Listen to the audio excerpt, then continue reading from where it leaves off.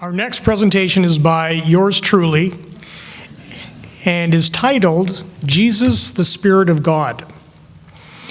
Now, some people may find it surprising for a Muslim to refer to Jesus as the Spirit of God. But Jesus and Mary hold very prominent roles in the religion of Islam and are regarded as great spiritual figures in the understanding of the spirituality of the faith. The Quran, the Holy Scripture of Islam, states that Jesus was a great prophet of God and was the Messiah for the Israelite nation. Now, the term Messiah, as understood in Islam, refers to the one who revives the spirit of the faith. And so Jesus is regarded as the prophet in the Mosaic dispensation that revived the spirit of the faith of the Israelites. So according to Islam, just as Moses symbolizes the guidance and the law, Jesus symbolizes the correct understanding and interpretation of the guidance and the law. And Mary, the mother of Jesus, has an entire chapter of the Quran named after her. She is in fact mentioned more times in the Quran than she is in the Bible. For instance, the story of Mary being given the good news of a son who would be the Messiah, and the story of Mary then giving birth to Jesus under very trying circumstances. From the Quranic narratives, the key points are summarized in the following way. With regard to the conception narrative, an angel appeared to Mary in a vision in the form of a man. And she exclaimed, "I flee for refuge from thee," or "I seek refuge from thee," to the beneficent, meaning to God. The angel said, "I am only a bearer of a message of thy Lord." And that message was that the Lord will give her a pure boy whose name would be the Messiah, Jesus, son of Mary. Mary then questions, "How can I have a son and no man has yet touched me?" And the angel assures her, "So it will be, it is a matter decreed."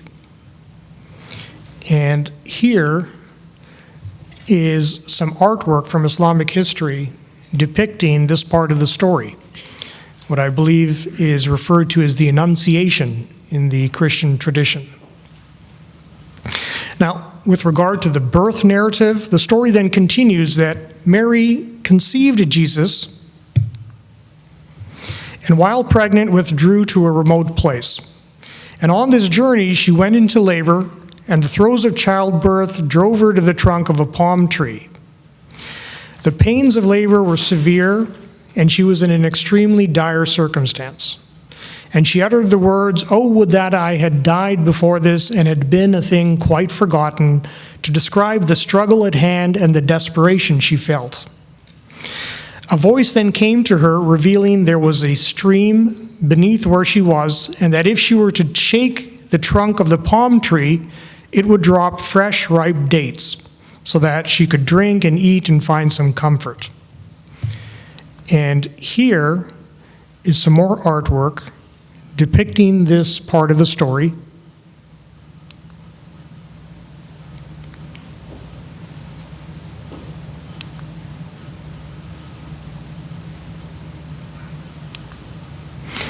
And you'll notice a common feature included is the tree.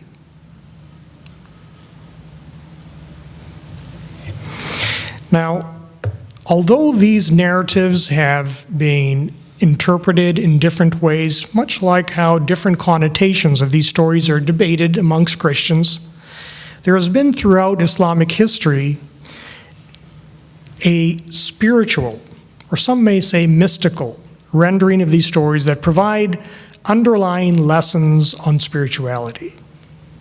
These particular interpretations go beyond the literal words of the story and delve in the realm of metaphor and allegory, offering opportunities for reflection and contemplation of meanings and significances that have universal relevance to spirituality. For instance, let's take the story of Mary conceiving Jesus. In the spiritual or mystical tradition of Islam, the focus of the story is on piety and the profound implication that every person is able to conceive the divine light within by living a selfless life, one in which the ego is suppressed and reliance on God alone is paramount.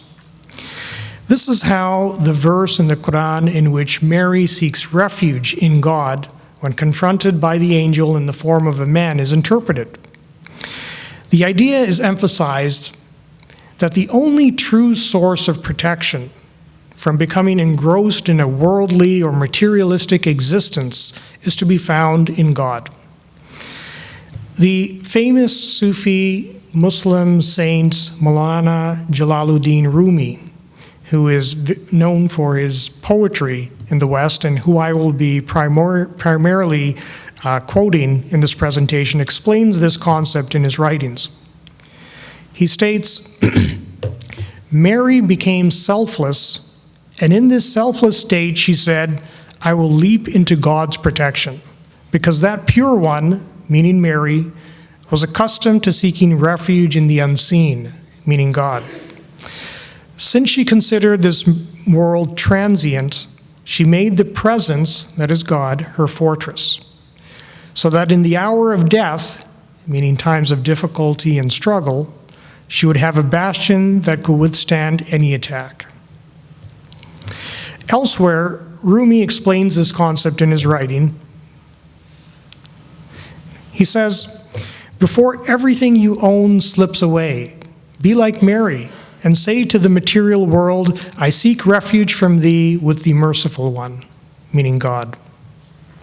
So according to this interpretation, the conception story is symbolic of a believer becoming pregnant in a spiritual sense with divine inspiration or in divine light. That every believer who reaches this stage of piety and selflessness is like Mary. And this results in God breathing his spirit into that person.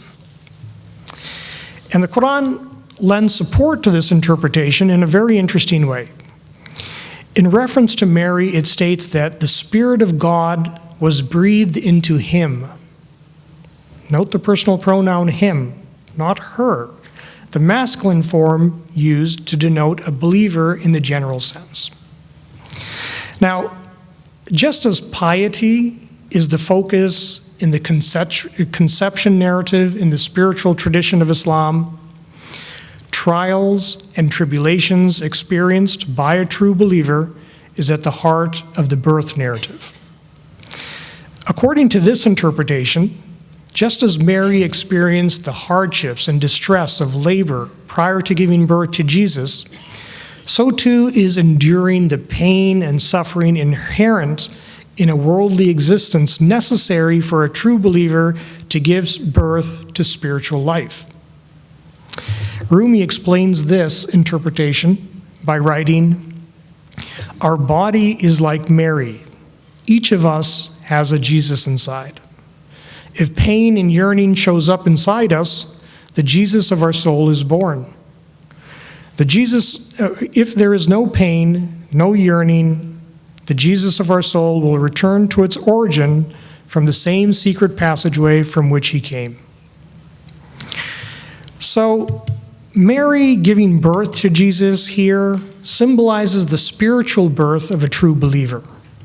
And the suffering one experiences in this journey, likened to birth pangs and labor, is a prerequisite to attainment of this stage of spiritual life. As a consequence, the trials and tribulations one faces in life is understood as an integral part of a transformational process of being given spiritual birth. And this understanding of the birth narrative is reflected in the saying of the Holy Prophet Muhammad.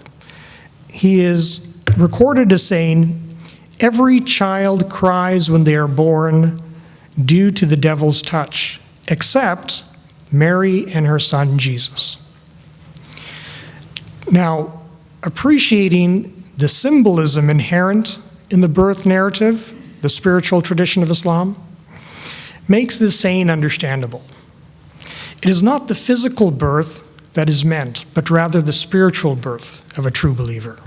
That when one attains the stage of being given spiritual birth, as symbolized by Mary giving birth to Jesus, he or she is no longer susceptible to the temptations of the devil.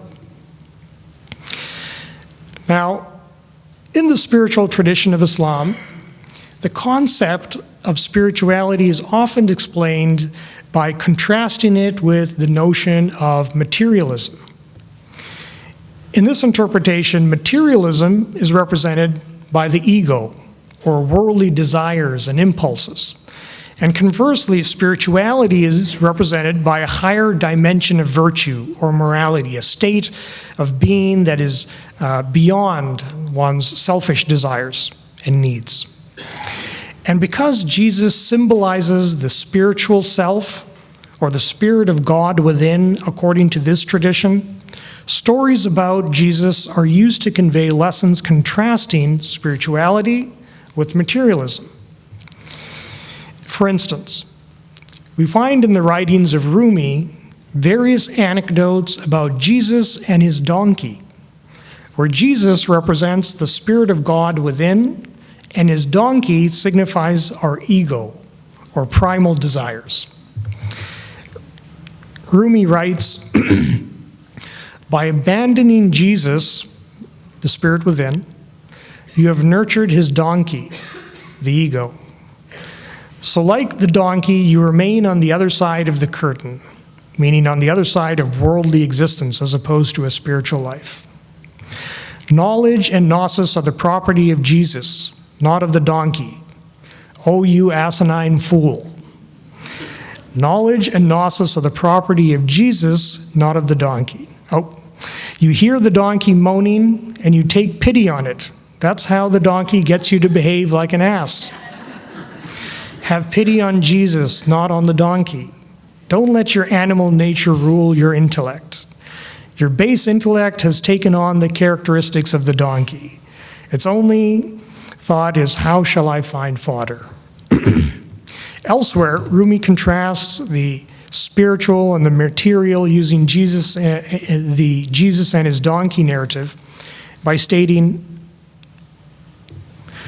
listen, O heart, do not be deceived by every kind of intoxication. Jesus, the Spirit, gets drunk on God, but his donkey, the ego, gets drunk on barley.